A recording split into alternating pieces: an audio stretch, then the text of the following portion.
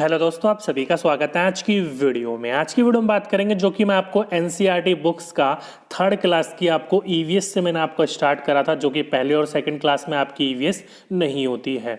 तो जिसमें मैंने आपको 6 चैप्टर तक करवा दिए थे। अगर आपने वीडियोस देखी होंगी तो आपको पता होगा, नहीं देखी तो मैंने उनका लिंक वीडियो डिस्क्रिप्शन में दे रखा है, आप वहाँ जाकर उन वीडियोज़ को देख सकते हो। ओके, तो आज हम बात करेंगे उससे आगे वाले चैप्टर के, जो आने वाले आपके सीटेट एग्जाम्स के लिए बहुत इंपॉर्टेंट होने वाले होते हैं। ओके, और यहाँ से आपकी जो ईवीएस कंटेंट है वो भी तैयार होगा और ईवीएस की पैडागोजी है वो भी तैयार होगी। तो इस वीडियो को आप एंड तक देखते रहेगा, आपको सारी इन्फॉर्मेशन मिल जाएगी। तो नमस्कार दोस्तों, मेरा नाम है दीपक, आप देख रहे हो DK Gupta online videos for government exam. चलिए शुरू करते हैं। तो ये रहा आपका कंटेंट यानी कि विषय सूची, जिसमें हमने आपके शुरू के 6 चैप्टर कर लिए थे। आज हम बात करेंगे नेक्स्ट 7वें चैप्टर से, जो कि आज का हमारा 7वां चैप्टर क्या बोल रखा है, वो बोल रखा है बिन बोले बात। तो 7, 8 और 9 ये 3 चैप्टर आज इसमें हम कंप्लीट करेंगे। ओके, तो ये रहा आज का अपना पहला चैप्टर बिन बोले बात। तो ध्यान रखिएगा, यहाँ पर जो मैं आपको हाईलाइटेड पॉइंट है वो आपको पढ़ाता हुआ चलूंगा, क्योंकि हमें पूरा चैप्टर पढ़ने की जरूरत नहीं है। तो इस चैप्टर में जो हाईलाइटेड पॉइंट है, आपका पहला जो टर्म आता है वो आ जाता है आपका पेडागोजिकल टर्म। क्या बोल रखा है कि जिन घटनाओं को बच्चे समझ पाए, जिनसे स्वयं को जोड़ पाए, उनको चुने ताकि बच्चे उन्हें प्रभावी ढंग से नाटक के रूप में प्रस्तुत कर पाएं। अब यहाँ पर कहने का तात्पर्य यहाँ पर क्या है कि देखो, पेडागोजिकल टर्म है, यहाँ पर कहने का मतलब ये है कि आपको उन घटनाओं को चुनना है, क्योंकि क्लास कौन सी है, थर्ड क्लास है, बच्चे कितने उम्र के हैं, 8 वर्ष की उम्र है। तो आपको उन घटनाओं को चुनना है, उन घटनाओं के बारे में बच्चे से वार्तालाप करनी है, जिसमें बच्चा क्या कर सके, उस चीज़ को समझ सके, क्योंकि बच्चा क्या है, अभी बहुत छोटा है, जिसमें क्या कर सके, वो स्वयं को जोड़ पाए। अभी स्वयं को जोड़ पाए क्यों कहा गया है, क्योंकि यहाँ पर जो बच्चा होता है वो काफ़ी छोटे उम्र का होता है। हमें बच्चे को उस प्रकार से सिखाना चाहिए, छोटे क्लास में क्या, बड़े क्लास में भी बच्चे को हमें क्या करना चाहिए, स्वयं करने के लिए दिया जाना चाहिए। यहाँ पर कहने का तात्पर्य यही है कि बच्चों को क्या देना चाहिए, हमें खुद करने के लिए हमें उसे तत्पर करना चाहिए। ओके, तो इसलिए बोल रखा है स्वयं को जोड़ पाए किसी भी घटना में, जैसे कि फॉर एग्जांपल यहाँ पर बोल रखा है कि स्वयं को जोड़ पाए। आपका एक क्वेश्चन आया गया था कि बच्चों को, सामान्य बच्चों को जो आपके बाधिर बच्चे होते हैं, यानी कि जो सुन और बोल नहीं पाते, उन स्कूलों में ले जाया गया। ऐसा क्यों किया गया, तो उनको क्या करा गया कि जो बच्चे बोल या सुन नहीं सकते, उनको स्वयं अपनी जगह पर रखकर वह सोचे पाए कि उनको दिन प्रतिदिन में क्या कठिनाइयाँ आती हैं। तो वहाँ पर क्या कर रहे हैं, वो स्वयं को जोड़कर सीखने का प्रयास कर रहे हैं। ओके, तो खुद करने के लिए हमें क्या करना चाहिए, हमें उन्हें मोटिवेट करना चाहिए। जैसे कि आप नीचे इमेज में देख रहे हो, यहाँ पर ये दोनों बच्चे क्या कर रहे हैं, एक दूसरे से साइन लैंग्वेज यानी कि इशारों में बात करना सीख रहे हैं, जो अधिकतर जो सुन नहीं पाते वो इन्हीं प्रकार की चीज़ों का बात करने के लिए इस्तेमाल करते हैं। और वैसे ही हमने नीचे पॉइंट देखो, यहाँ पर लिख रखा है हाईलाइटेड करके, क्या लिख रखा है, हम में से ज़्यादातर लोग बोल और सुन नहीं सकते। मैंने बोल रखा, ध्यान रखिएगा, ज़्यादातर लोग, ये नहीं कि सभी लोग। ओके, तो यहाँ पर ये जो बच्चे होते हैं, यहाँ पर ये जो लोग होते हैं, उनको समझने के लिए, वार्तालाप करने के लिए किस चीज़ का इस्तेमाल करते हैं, वो इशारों की भाषा का इस्तेमाल करते हैं। ओके, इसमें क्या करते हैं, वो जो आपके जो सुन नहीं सकते, बोल नहीं सकते, वो सामने वाले व्यक्ति के हाव भाव से या फिर वो जो बोल रहा है उनके होठों को देखकर समझने की कोशिश करता है कि वो सामने वाला व्यक्ति बोलना क्या चाहता है। ओके, जिसे हम क्या कहते हैं, साइन लैंग्वेज कहते हैं। इसलिए मैंने आपको कहा था कि जो बोल या देख नहीं सकते, उनके स्वयं को अपने आप उनके वहाँ पर रखकर समझने की कोशिश करनी चाहिए कि वो दिन प्रतिदिन अपनी किस किस समस्याओं का सामना करते हैं, वो अपने दिन प्रतिदिन की चर्या में। ओके, अब यहाँ पर देखो एक हाईलाइटेड पॉइंट है दोबारा, इसमें क्या बोल रखा है, ये भी आपका पेडागोजिकल टर्म है, कि इसमें बोल रखा है कि इस पाठ से चर्चा हो सकती है कि हम सब में अलग अलग तरह की क्षमताएं होती है। अब यहाँ पर अलग अलग तरह की क्षमताओं से 2 प्रकार के क्वेश्चन पूछे जा चुके हैं, ध्यान रखिएगा। यहाँ पर इसने क्या बोल रखा है कि हमें पाठ में क्या चर्चा कर सकते हैं कि हम में हर प्रकार में, हर व्यक्ति में अलग अलग प्रकार की क्षमताएं होती है। जैसे कि कुछ व्यक्ति जो होते हैं वो जल्दी कार्य को सीख लेते हैं, कुछ व्यक्ति जो होते हैं वो देर से सीखते हैं। इसलिए क्या बोला रखा है, हर व्यक्ति में अलग अलग क्षमताएं होती है, जिसे हम हिंदी में, जो कि पेडागोजिकल टर्म या साइकोलॉजी टर्म में कहा जाए, तो उसको इंडिविजुअल डिफरेंस यानी कि क्या कहते हैं, हम विषमताएं कहते हैं। हर किसी में विभिन्नताएं होती हैं, उनको कहा जाता है। ओके, तो हर बच्चे में अलग अलग क्षमताएं होती हैं। क्या करना चाहिए हमने कि बच्चे कि अपने अनुभव को शामिल करते हुए, यहाँ पर देखो क्या बोल रखा है साफ, कि बच्चे के अपने अनुभव को, यानी कि जो दिन प्रतिदिन उसने अनुभव किया है अपने दैनिक जीवन में, उस चीज के अनुभव को शामिल करते हुए इस पर विषय पर हम क्या कर सकते हैं, संवेदनशीलता से या फिर उनकी क्यूरियोसिटी को हम क्या कर सकते हैं, बढ़ा सकते हैं। इसलिए बोला गया है इस विषय पर संवेदनशीलता बढ़ाई जा सकती है। ओके, तो ध्यान रखिएगा कि हर बच्चा जो होता है वो जन्म से ही अलग अलग होता है।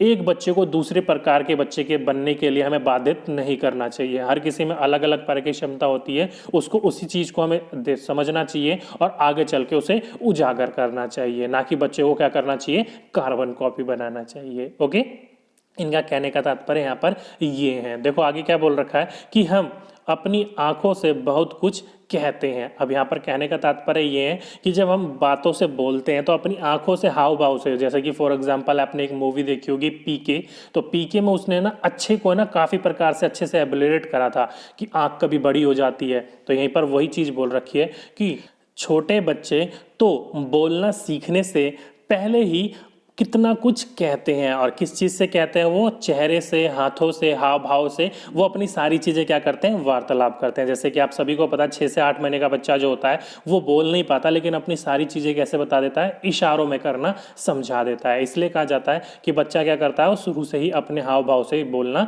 स्टार्ट कर देता है। जैसे कि आपको नीचे मैंने पॉइंट लिख रखा है कि अपने आसपास के छोटे बच्चे जो करीब, क्या लिख रखा है मैंने आपको, 6 से 8 महीने को देखे हुए अपनी बात बिना बोले कैसे कहता है। इंपॉर्टेंट पॉइंट है, ध्यान रखिएगा को कि इशारे में, जैसे कि मैंने अभी आपको बोला 6 से 8 महीने के जो बच्चे होते हैं वो बोलना इशारों से शुरू कर देते हैं। उसी प्रकार से कुछ इमेजेस दे रखे हैं यहाँ पर, कि यहाँ पर देखो इमेज में बोल रखा है, यहाँ पर किसी भी प्रकार का कोई चेहरा नहीं, चेहरे पर आपके होठ या फिर आंख वगैरह नहीं है। वो इसलिए नहीं है क्योंकि हमें देखकर समझ सकें कि ये बच्चा किस प्रकार से है। तो देखो हाथ लगा रखा है गाल पर, तो दुखी का क्या कर रहा हो, भावना प्रकट कर रहा है। उसी प्रकार से कुछ इमेजेस नीचे दे रखे हैं, यहाँ से आपके क्वेश्चंस पुट अप नहीं हो पाएंगे, इसलिए मैं आपको समझा नहीं रहा हूँ। आगे की ओर चलते हैं। तो फिर आपका एक और पेडागोजिकल टर्म बोल रखा है, क्या बोल रखा है कि बच्चों को अपनी भावनाओं को विभिन्न तरह से व्यक्त करने के लिए प्रेरित करें। बच्चों में इससे उनकी सृजनात्मकता, यानी कि जो आप इंग्लिश में इसको क्रिएटिविटी कहते हो, सृजनात्मक क्षमता का विकास होगा। क्यों? क्योंकि बच्चे के अंदर जो भावना होती है ना, वो हर तरह के बच्चे में क्या होती है, डिफरेंट होती है। तो बच्चे के मन में क्या चल रहा है, किसी चीज़ को किस प्रकार से सीख सकता है, उस चीज़ को हमें क्या करना चाहिए, प्रेरित करना चाहिए बच्चों को, कि वो अपनी चीज़ों को, अपनी क्यूरियोसिटी को क्या कर सकें, वो बाहर ला सकें, व्यक्त कर सकें। इससे क्या होगा, हमें सृजनात्मकता जो बच्चे के अंदर है, क्रिएटिविटी जो बच्चे के अंदर है, उसको हमें बाहर उजागर करने में, उसको विकास करने में हमें उसकी सहायता हमें मिल सकती है। यहाँ पर ये बहुत इंपॉर्टेंट पॉइंट है, यहाँ से आपका क्वेश्चन भी पूछा जा चुका है कि बच्चों को किस प्रकार से हमें प्रेरित करना चाहिए। तो ध्यान रखिएगा, हमें विभिन्न प्रकार के जो उनके भाव है उनको व्यक्त करने के लिए हमें उनको प्रेरित करना चाहिए, उनकी क्रिएटिविटी को उनको बढ़ाने के लिए। ओके, नीचे कुछ साइन लैंग्वेजेस बता रखे हैं कि जब डांस में हम करते हैं तो उसमें किस प्रकार की मुद्राओं का इस्तेमाल करते हैं। ओके, चलिए नीचे की तरफ आए तो यहाँ पर कुछ आपकी पेंटिंग्स दे रखी हैं, बोल रखा है कि किस प्रकार की हरकतें कर रहे हैं। तो यहाँ पर आपका यहाँ से कोई पॉइंट या कोई क्वेश्चन नहीं बनता है। ओके, तो यहाँ पर आपका 7वां चैप्टर खत्म हो जाता है, जिसमें ज़्यादातर जो चीज़ें थी वो पेडागोजिकल टर्म थी। चलिए नेक्स्ट चैप्टर की ओर चलते हैं। नेक्स्ट चैप्टर है आपका पंख फैलाएं उड़ते जाएं। ये आपका नेक्स्ट चैप्टर है और इम्पॉर्टेंट टॉपिक है, यहाँ से काफ़ी क्वेश्चंस पूछे जा चुके हैं। जैसे कि पहला ये जो मेन पेज है आपका यहीं पर ही से शुरू हो जाता है। जैसे कि यहाँ पर देखो कुछ कहानियाँ, कुछ पहेलियाँ लिख रखी है, लेकिन मेन बात आपको याद रखने की ज़रूरत जो है वो है कि हमारा राष्ट्रीय पक्षी किसे कहा जाता है। इंपॉर्टेंट है, जो कि कुछ पहेलियों के द्वारा बोला गया। जैसे कि सिर पर मेरे डैश है, सुंदर पंखों पर नाज है। तो सुंदर पंख जो होते हैं वो अधिकतर किसके होते हैं, वो आपके सबसे ज़्यादा सुंदर पंख देखने को मिलते हैं हमारे मोर के। तो ध्यान रखिएगा, हमारा राष्ट्रीय पक्षी क्या है, मोर है। आगे की ओर चलें, जो मेन इंपॉर्टेंट पॉइंट है जो यहाँ से क्वेश्चंस पूछे जा चुके हैं उनके बारे में बात कर लेते हैं। नेक्स्ट है आपका यहाँ पर ही एक और है कि मैं क्या कर रखा है कि मैं मरे जानवर खाकर जगह साफ कर देता हूँ। अब यहाँ पर देखो क्या बोल रखा है कि मरे जानवर खाकर मैं जगह साफ कर देता हूँ। इनको क्या कहा जाता है? तो इनको कहा जाता है गिद्ध। इंपॉर्टेंट है, ध्यान रखिएगा कि जगह साफ आपसे क्वेश्चन पूछा भी जा चुका है कि वह हमारे पर्यावरण को स्वच्छ रखने के लिए कौन सा पक्षी क्या करता है? मददगार है। तो मरे जानवरों को जो बदबू फैलाते हैं, वहाँ पर इन्वायरमेंट को गंदा करते हैं मरे जानवर, तो उनको खाकर गिद्ध क्या कर लेता है? वातावरण को स्वच्छ करता है। तो इंपॉर्टेंट पॉइंट है, पूछा जा चुका है, ये ध्यान रखिएगा इस बात को। ओके, कहा आपकी पहेलियां दे रखी हैं डैश डैश करके, लेकिन मैं आपको समझाने की यहाँ पर कोशिश कर रहा हूँ। वहीं पर ही आपसे पूछा जाए कि पेड़ों में छेद कर कर वो घर बनाकर कौन है आपकी ऐसी चिड़िया जो रहती है? ध्यान रखिएगा, पेड़ों को छेद करके रहती है या फिर पेड़ों में छिपे हुए कीड़े को वो छेद करके ढूंढ कर उनको खा लेती है। तो क्या है वो है आपका कड़फोड़वा कहलाता है। वो इंपॉर्टेंट है पॉइंट, ध्यान रखिएगा। उस पक्षी को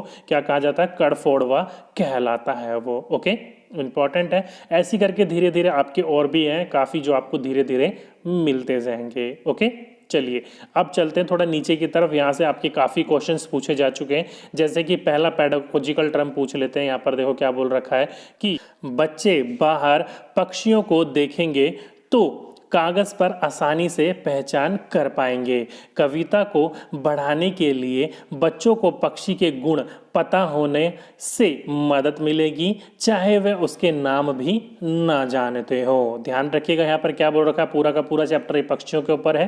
तो यहाँ पर बोल रखा है कि बच्चों को क्या करना चाहिए? हमें बाहर, कागज़ के बजाय हम बाहर तरफ उनको ले जाया जा सके, ताकि उनके रंग रूप से, उनकी आवाज़ से बच्चों क्या कर सकते हैं? उन चीज़ों को वो जान सकें कि ये कौन सा पक्षी है, किस प्रकार का है। हमें उनमें क्या मिलेगी? उसको मदद मिलेगी। चाहे उस बच्चे को उस पक्षी का नाम पता हो या ना पता हो, लेकिन उसको देखकर वो पहचान लेगा ये किस प्रकार की आवाज करेगा, ये किस प्रकार का ये पक्षी है। उनके गुणों के बारे में उसको पहचानने में क्या मिलेगी? मदद मिल जाएगी। तो साफ कहने का मतलब यहाँ पर ये है कि बच्चे को केवल किताबी ज्ञान तक सीमित ना रखा जाए, उनको बाहर की दुनिया में ले जाकर भी कनेक्ट करवाया जाए। मतलब किताबी ज्ञान को बाहरी दुनिया से जोड़ना चाहिए हमें। ओके, नेक्स्ट पॉइंट आ जाता है आपका, वही आपका पेडागोजिकल टर्म है। क्या बोल रखा है कि बच्चों की पक्षियों में रुचि बढ़ाने के लिए बच्चे चुपचाप बैठकर पक्षियों को देखें तथा अपने अवलोकनों को नोट करना सीखें तथा कक्षा में सभी को या फिर सभी के साथ वो साझा करें या सभी को वो बताएं। कुछ भी लिखा जा सकता है। तो डायरेक्टली आपका ये क्वेश्चन पूछा जा चुका है कई बार कि बच्चों को दैनिक जीवन चर्चा के साथ साथ बच्चों को पिकनिक के लिए, घुमाने के लिए बाहर ले जाया गया है, तो वहां पर बच्चों को क्या करना चाहिए? तो वहां पर चुपचाप बैठकर देखें और अपना वहां पर क्या करें? वो अवलोकन करें तथा साथ में उस चीज का नोट्स बनाएं कि किस चीज में उनको दिक्कत आ रही है, कि ये पक्षी किस चीज में इसकी खामियां है या किस चीज में इसके फायदे हैं। उन चीजों को वो नोट कर सकता है और बाद में जब वो क्लास में आए तो उन सभी को क्या कर सकता है? अपने साथियों के साथ, अपने क्लासमेट्स के साथ क्या कर सकता है? साझा कर सकता है, ताकि वो अपने ज्ञान को दूसरों के साथ बांटकर वो अपने ज्ञान को भी बढ़ाएं और दूसरे बच्चों की भी वो मदद करें। ओके, डायरेक्टली ये क्वेश्चन पूछा जा चुका है, ध्यान रखिएगा इस पॉइंट को। नेक्स्ट पॉइंट की ओर तरफ चलें तो नेक्स्ट पॉइंट में देखो क्या बोल रखा है। यहाँ पर कुछ पहेलियां दे रखी हैं कि कौन सा पक्षी कौन से कीटों को या किस प्रकार की चीजों को खाता है। नीचे की ओर आए तो यहाँ पर क्या बोल रखा है? क्या तुमने कभी ध्यान दिया है? तो किस चीज पर ध्यान दिया है? इंपॉर्टेंट क्वेश्चन है, यहाँ से काफी बार पूछा जा चुका है ये। तो यहाँ पर बोल रखा है कि पक्षियों के उड़ने, चलने वह गर्दन घुमाने के तरीके अलग अलग होते हैं। जैसे कि यहाँ पर मैंने आपको हाईलाइटेड कर रखा है मैना जो होती है वो अपनी गर्दन को क्या कर लेती है? वो अचानक से आपका क्या कर लेती है? आगे पीछे कर लेती है, यानी कि झटके से एकदम घुमा लेती है। तो कई बार आपसे पूछा जा चुका है कि वह पक्षी कौन है जो अपनी गर्दन को झटके से आगे पीछे करती है। तो ध्यान रखिएगा, मैना है। और साथ ही साथ में मैंने आपको उल्लू भी हाईलाइटेड कर रखा है। क्यों? तो उल्लू जो है अपनी गर्दन को क्या कर लेता है? वो पीछे तक घुमा ले सकता है। इंपॉर्टेंट क्वेश्चन है, कई बार पूछा जा सकता है कि वह कौन सा पक्षी है जो अपनी गर्दन जो है घुमाकर पीछे तक ले जाता है। मतलब अपना आराम से जो उल्लू होता है वो अपनी गर्दन को 360 डिग्री तक घुमा सकता है। ओके, दोनों क्वेश्चन पूछे जा चुके हैं ये वाले, ध्यान रखिएगा इस क्वेश्चनों को। आगे की ओर चले तो आगे आपके हाईलाइटेड पॉइंट देख लेते हैं और कौन कौन से हैं। तो ये था आपका नेक्स्ट चैप्टर, आपके 8th चैप्टर से कुछ ये इंपॉर्टेंट पॉइंट। चलिए नेक्स्ट चैप्टर की ओर चलते हैं। तो नेक्स्ट चैप्टर है अपना 9th। क्या बोल रखा है? बादल आए बारिश लाए। अब यहाँ से कुछ इंपॉर्टेंट पॉइंट है जो कि पूछे जा चुके हैं हाथी से रिलेटेड। जैसे कि यहाँ पर आप इमेज में देख रहे हो, एक हाथी है जिसको क्या कहा गया है? अप्पू कहा गया है, लेकिन हमें उनसे कोई मतलब नहीं है। लेकिन यहाँ पर एक पॉइंट आगे लिख रखा है कि हाथी को केले बहुत पसंद है। तो डायरेक्टली आपसे पूछे जाए कि हाथी को कौन सा फल या कौन सी चीज़ें सबसे ज़्यादा पसंद होती है, तो केले के पत्ते और केले दोनों चीज़ जो होते हैं वो बहुत पसंद होते हैं हाथी को खाने पीने में। ओके, इंपॉर्टेंट पॉइंट है, ध्यान रखिएगा यहाँ पर। अब यहाँ पर एक पूरी की पूरी कहानी क्या थी? तो केले के पत्तों को, केले के आराम से फल फ्रूट को तो खा लेता था, लेकिन कई दिनों तक बारिश नहीं हुई तो केले के पेड़ जो है वो सूखने लगे। तो अप्पू ने क्या करा, वहाँ पर नदी में जाकर उसने भरपेट पानी पी लिया और अपने सूंड में पानी लाकर उसने क्या कर दिया, केले के पत्तों के ऊपर बारिश कर दी, जिससे वो जो केले मुरझाए हुए थे वो दोबारा खिल गए उस पानी की मदद से। क्यों? क्योंकि वहाँ पर जो थी वो पानी, बारिश जो हो रही थी वो काफ़ी नहीं हो रही थी, जिसके कारण पेड़ मुरझाने लग गए थे। तो डायरेक्टली पेड़ पूछा जा सकता है कि पेड़ों या पौधों को अधिकतर पानी किस चीज़ से मिलता है? तो ध्यान रखिएगा, पेड़ों और पौधों को जो अधिकतर पानी मिलता है वो किससे मिलता है? बारिश से मिलता है। इंपॉर्टेंट पॉइंट है, ध्यान रखिएगा, क्योंकि जो जंगलों में होती है वो बारिश के ऊपर ही निर्भर होता है, कोई और वहाँ पर पानी तो दे नहीं सकता पौधों को। इंपॉर्टेंट पॉइंट था, इसलिए मैंने आपको बता दिया।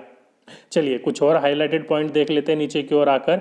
जैसे कि आपका यहाँ पर पूरी की पूरी एक पोएम लिख रखी है बादल आए के ऊपर, जो कि आपने बचपन में पढ़ी भी होगी, जो कि इसकी थी, तो आपकी हरीश निगम की वो पोएम थी। चलिए नीचे की ओर पॉइंट आते हैं। तो नीचे में आपका एक हाईलाइटेड पॉइंट दे रखा है, जो कि क्या बोल रखा है कि बच्चे के बारिश से जुड़े अनुभवों को सुनने से बारिश से होने वाले प्रभाव अच्छे या बुरे दोनों पर गहराई से चर्चा हो सकती है या हम करवा सकते हैं। क्यों? क्योंकि ध्यान रखिएगा, बच्चे जो होते हैं वो बारिशों से लेकर उनका जो अनुभव होता है वो आपको सुनना है। मेन क्या है कि बच्चे को है ना अपने अनुभवों से कोरिलेट नहीं करवाना, कई बार बच्चे के अनुभव भी जानने जरूरी होते हैं। जिससे क्या होता है, यहाँ पर आपका एक क्वेश्चन पेडागोजिकल टर्म में पूछा भी जा चुका है कि हमें क्लास में समझाने बच्चों को किस प्रकार से मदद करनी चाहिए। तो बच्चे को जो दैनिक अनुभव होते हैं उनसे जोड़कर हमें क्लास में सारी चीज़ें सीखने सिखाने में बच्चे को मदद करनी चाहिए, या बच्चे का अनुभव में क्लास भी पहचानना चाहिए। ओके, इसलिए कहा गया है कि बच्चे के बारिश से जुड़े अनुभव को सुनने से बारिश से होने वाले प्रभाव, और वो प्रभाव कैसे भी हो, अच्छे हो या बुरे हो, उससे हम क्या कर सकते हैं, गहरी चर्चा कर सकते हैं। और कोई चीज़ आप बच्चों के अनुभव से जोड़ दोगे ना, फॉर एग्जाम्पल कि आप एक चैप्टर पढ़ा रहे हो लेकिन वो चैप्टर बच्चों को समझ में नहीं आ रहा, अब वहाँ पर वो पूछने लग जाओ, फॉर एग्जाम्पल पानी के बारे में, बारिश के बारे में पढ़ा रहे हो कि बारिश किस प्रकार से होती है, कैसे होती है, किस प्रकार से नहीं होती, लेकिन बच्चे उस चीज़ को समझ नहीं पा रहे हैं। लेकिन आपने क्या कर दिया, बच्चे के उस पढ़ाई को बच्चे के अनुभव से आपने जोड़ दिया।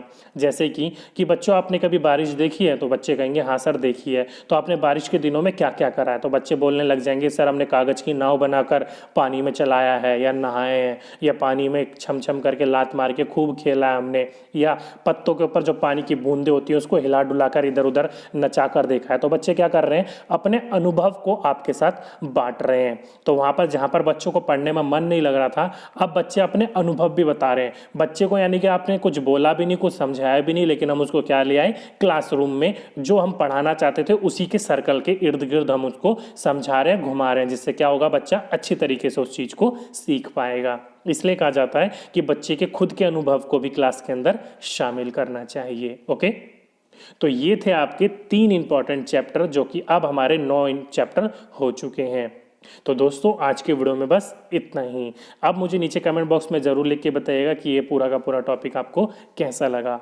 दोस्तों आज की वीडियो में बस इतना ही। अगर वीडियो अच्छी लगी हो तो नीचे जाकर वीडियो को लाइक करना ना भूलिएगा और अपने दोस्तों के साथ शेयर करना ना भूलिएगा। और साथ ही साथ में अगर वीडियो से रिलेटेड किसी भी प्रकार का कोई डाउट हो, कोई क्वेरी हो, तो नीचे कमेंट बॉक्स में कमेंट कीजिएगा, मैं आपका सिर्फ रिप्लाई ज़रूर करूँगा। और साथ ही साथ में अगर आपने इस चैनल को अब तक सब्सक्राइब नहीं कर रखा तो जल्दी से सब्सक्राइब कर लीजिए, उसके साथ में जो बेल आइकन होगा उसको भी दबा दीजिएगा, ताकि आने वाली वीडियोज़ का नोटिफिकेशन आपको टाइम टू टाइम मिलती रहे। तो दोस्तों आज की वीडियो में बस इतना ही। आपसे फिर मुलाकात होगी नेक्स्ट वीडियो में। जब तक के लिए जय हिंद, जय भारत।